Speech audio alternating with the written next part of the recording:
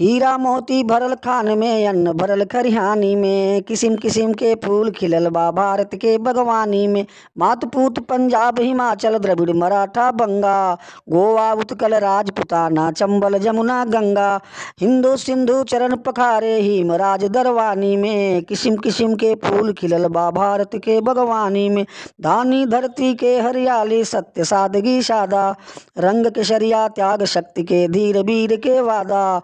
तेज चाल से चक्र चलेला भूमि आसमां पानी में। किसिम किसिम के फूल खिलल बा भारत के बागवानी में। सदाचार मन प्रीत रीत में, चाल ढाल यल बेला, रमल रहे निज धर्म प्रीति में, ध्याने ना खल खेला। नेह छोह से नयन तरल बा, गुर घुलल बा बानी में। किसिम किसिम के फूल खिलल बा भारत के बागवानी में।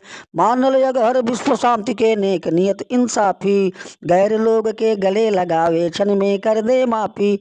रग रग हिंदुस्तान बसेला, मनवा बसे रवानी में। किसिम किसिम के फूल खिलल बा भारत के बागवानी में। हीरा मोती भरल खान में, अन्न भरल खरिहानी में।